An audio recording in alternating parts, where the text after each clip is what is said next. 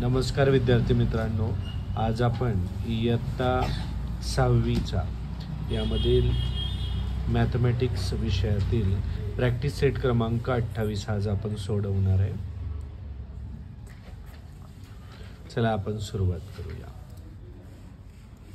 तर मित्रांनो, आपण पहिला क्वेश्चन घेत आहोत. तर पहिल्या क्वेश्चन मध्ये आपल्याला असं सांगितलं आहे की in each example below find the ratio of first number to second number. म्हणजे पहिल्या नंबर पासून आपल्याला सेकंड नंबरचा रेशो प्रोपोर्शन करायचा आहे. तर आपण त्याला सुरुवात करूया.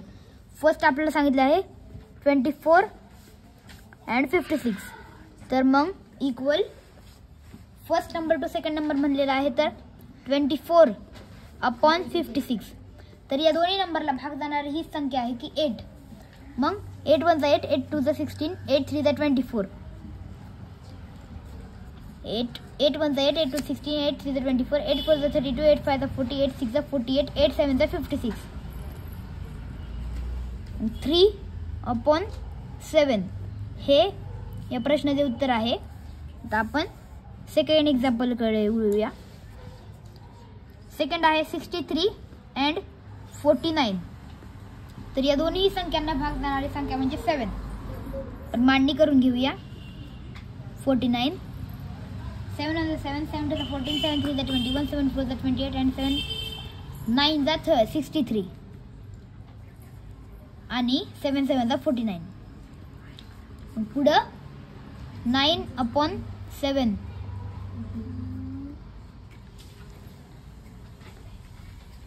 आता आपण थर्ड एक्झाम्पल आपल्याला असे दिले आहे 52 and 65. तर आपण इथं मांडणी करून घेऊया. 52 and 65. मित्रांनो, आपल्याला ही संख्या भेटलेली आहे. 52/65 ला एकच संख्येने भाग जाते, ती म्हणजे 13. 13 1 13, 22 26, 13 3 39, 13 4 52 आणि 13 5 65. तर 4/5 आणि एक लिहायचे राहिले तर या तिन्हींचे 3:7, 9:7, 4:5. चल क्वेश्चन 4 एक्झाम्पल 4 कडे वळूया. एक्झाम्पल 4 मध्ये 84/60 असे सांगितले आहे. तर आपण त्याचे उत्तर काढूया. मित्रांनो, आपल्याला याही संख्येचे उत्तर मिळाले आहे. तर आपण आता पहिले मांडणी घेऊन करूया. तर या दोन्ही संख्यांना भाग जाणारी संख्या म्हणजे 12. 12 1 12, 12 2 24, 12 3 36, 12 4 42, 12 5 60, 12 5 60, 12 6 72, 12 7 84, 12 7 84. 7/5 म्हणजे 7:5. तर मित्रांनो, पुढचे जे एक्झाम्पल आहे ते तुम्ही तुमच्या मनाने सोडवायचे आहे या ट्रिकनी. तर आपण क्वेश्चन 2 कडे वळूया. तर मित्रांनो, आपल्याला क्वेश्चन 2 मध्ये असे सांगितले आहे find the ratio of the first quantity to second quantity. आपल्याला ज्या क्वांटिटी दिलेल्या आहेत त्यामध्ये म्हणजे आता बघा इथं 25 बिट्स आणि 40 बिट्स असं दिले. तर 25/40 आणि त्याचा रेशो आपल्याला काढायचा आहे. तर आपण त्यासाठी आपल्याला सुरुवात करायची आहे. तर मग 25/40 या संख्येला 5 नी भाग जातो.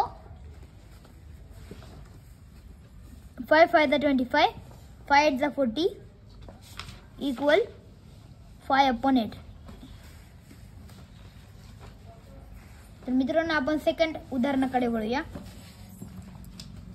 सेकंड उदाहरणामध्ये असं सांगितले आहे 40 रुपीज and 120 रुपीज.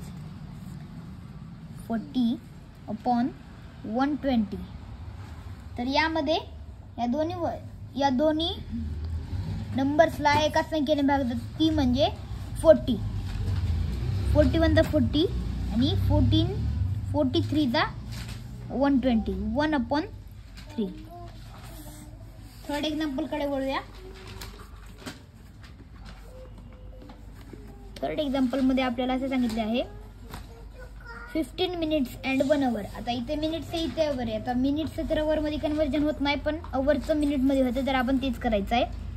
15/60. आता या दोन्ही संख्यांना एकाच संख्येने भाग जातो, ती म्हणजे 15. 15 म्हणजे 15 आणि 15 4 जा 60. 1/4. चौथ्या उदाहरणाला इथं 4 आहे. तर मित्रांनो, आपल्या इथे थर्ड क्वेश्चनचं उत्तर निघालं आहे 1/4. आता फोर्थ एक्झाम्पलकडे वळायचं आहे. 30 लिटर्स अँड 24 लिटर्स. 30/24. या दोन्ही संख्यांना 6 या संख्येने भागला, तर आपण ते करूया. 6 1 6, 6 2 12, 6 3 18, 6 4 24 आणि 6 5 30. इथे 5/4 याचे हे उत्तर आहे. फिफ्थ एक्झाम्पल 99 kg आणि 44,000 ग्रॅम्स. तर यामध्ये आपल्याला कन्वर्जन करायचं आहे किलोग्रॅम टू ग्रॅम मध्ये. 1 kilogram is equal to 1000 grams म्हणजे 99/44. आता या दोन्ही संख्यांना भाग 11ने जातो. 9 4. 9/4. सहाव्या उदाहरणामध्ये 1 लिटर आणि 250 मिलीलिटर. तर यामध्ये आपल्याला 1 लिटर अँड 25 मिलीलिटर असं सांगितलं आहे. लिटर टू मिलीलिटर मध्ये आपल्याला कन्वर्जन 1 लिटर टू 1000 मिलीलिटर. मग इथे 1000/250. आता 0ला 0 कट करायचा आणि या दोन्ही संख्यांना भाग जाणारी संख्या म्हणजे 25. 25 1 25, 25 चौक 100. 4/1 हे याचे उत्तर. सेवन्थ एक्झाम्पलकडे वळूया. सेवन्थ एक्झाम्पल 60 पैसे 1 रुपया. आता तुम्हाला पैसे माहीत नसतील, पण 60 पैसे म्हणजे 1 रुपया नसतो. 1 रुपये म्हणजे 100 पैसे. मग आपण इथे 60/100. 0ला 0 कट आणि या दोन्ही संख्यांना कोणत्या संख्येने भाग जात नाही, म्हणून एक संख्येने भाग घातल्यावर 6/10 हे आपल्याला उत्तर मिळते. 8व्या या दोन संख्यांना जाणारा भाग म्हणजे 2. मग इक्वल 2 नी भाग घातल्यावर 2 3 जा 6, 3 2 5 जा 10, 5 याचे उत्तर. याचे दोन्ही उत्तर बरोबर आहेत, पण 3/5 हे उत्तर करेक्ट आहे. आपण 8व्या एक्झाम्पलकडे बोलूया. 750 ग्रॅम्स आणि अर्धा किलोग्रॅम. यामध्ये ग्रॅमचं किलोग्रॅम मध्ये करायचं असेल तर हजार ग्रॅम म्हणजे 500 ग्रॅम. हे 500 ग्रॅम आणि हे 750 ग्रॅम. मग 750 ग्रॅम म्हणजे फक्त 750/500. या दोन्ही संख्यांचा भाग जाणारी संख्या 25. 25 2 50, 25 3 75. 3/2. आता शेवटचं जे आहे तर तुम्ही घरी तुमच्या मनाने सोडवायचं आहे या पद्धतीने. क्वेश्चन 3 कडे बोलूया. क्वेश्चन 3 मध्ये असे आपल्याला सांगितले आहे, Reema has 24 notebooks and 18 books. Find the ratio of notebooks to books. Notebooks to books सांगितले आहे, म्हणजे पहिले नोटबुक जे आहे 24 ते न्यूमरेटर आणि 18 बुक्स जे आहेत ते डिनॉमिनेटर. तर आपण ते मांडणी करून घेऊया. तर मित्रांनो, आपण मांडणी करून घेतलेली आहे 24/18. तर या दोन्ही संख्यांना भाग जाणारी संख्यामध्ये म्हणजे 6. 6 1 6, 6 2 12, 6 3 जा 18, 6 3 जा 18, 6 4 जा 24. याचे उत्तर 4/3. क्वेश्चन 3 चे उत्तर आहे 4/3. क्वेश्चन 4 कडे वळूया. तर मित्रांनो, आपल्याला क्वेश्चन 4 मध्ये असे सांगितले आहे, 30 cricket players and 20 kho kho players are training on a field. Field म्हणजे मैदान समजून घ्या. म्हणजे क्रिकेटचे प्लेयर जे क्रिकेटची प्रॅक्टिस करत होते ते 30 मुलं होते आणि खो खोचे जे प्लेयर्स प्रॅक्टिस करत होते ते 20 मुलं होते. मग पुढचा प्रश्न बघा आपल्याला काय सांगितलं आहे. What is the ratio of cricket players to the total number of players. म्हणजे क्रिकेट प्लेयर्सची रेशो ते क्रिकेट प्लेयर्स हे न्यूमरेटर राहणार म्हणजे 30 हे न्यूमरेटर आणि the total numbers of player म्हणजे जे जे प्लेयर होते त्यांची टोटल 30 + 20 50 म्हणजे 30/50 अशी मांडणी करून घ्यायची आहे आपल्याला. 30/50 मग 0 ला 0 कट आणि 10 ने जरी का भाग घातला तरी जातो. तर मित्रांनो आपण इथे मांडणी करून घेतली आहे 0 ला 0 कट आणि इथे म्हणजे 10चा भाग घ्यायला आहे आपण आणि वरती पुढे 3/5. या क्वेश्चन 4 चे 3/5 हे उत्तर असणार आहे. तर आपण क्वेश्चन 5 कडे वळूया. क्वेश्चन 5 मध्ये असं सांगितलं आहे स्नेल has a red ribbon that is 80 centimetre long.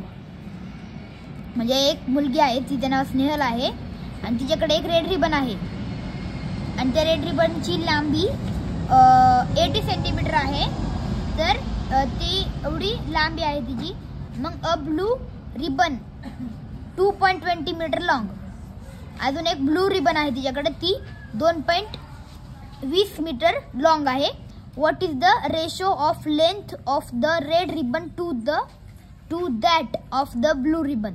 म्हणजे रेड रिबनची लांबी आणि ब्लू रिबनची लांबी ह्यांची रेशो करायची आहे. तर पहिले आपल्याला 80 सेंटीमीटर आणि मग 2.20 मीटर घ्यायचं आहे. मीटर म्हणजे मीटरमध्ये सेंटीमीटरचं केलं तर 1 सेंटीमीटर इक्वल टू 100 मीटर म्हणजे 80/220. 0 ला 0 कट आणि मग आता ह्या दोन्ही संख्यांना भाग जाणारी संख्या म्हणजे 2. 2 4 जा 8 आणि 2 11 जा 22. 4/11 हे याचे उत्तर आहे. आणि मग क्वेश्चन 6 कडे आपण वळूया. 6 हे क्वेश्चन 3 एक्झाम्पल्स आहे. त्यामध्ये आपल्याला अशी सूचना दिलेली आहे. बघा आता सूचना वाचूया.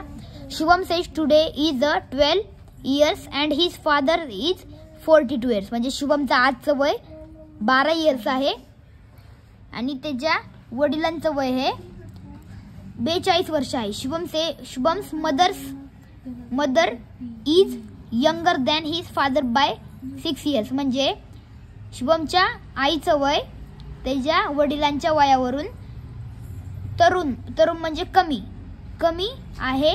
तर किती वर्षांनी? 6 वर्षांनी. तर मग 42 - 6 इज 36. म्हणजे आपण इथे लिहून घेऊया शुभम्स एज इज 12 इयर्स. हे झालं second. His father's age is 42 years. आणि third his mother's age is younger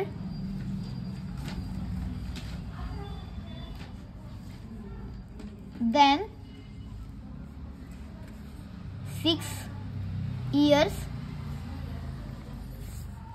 for his father.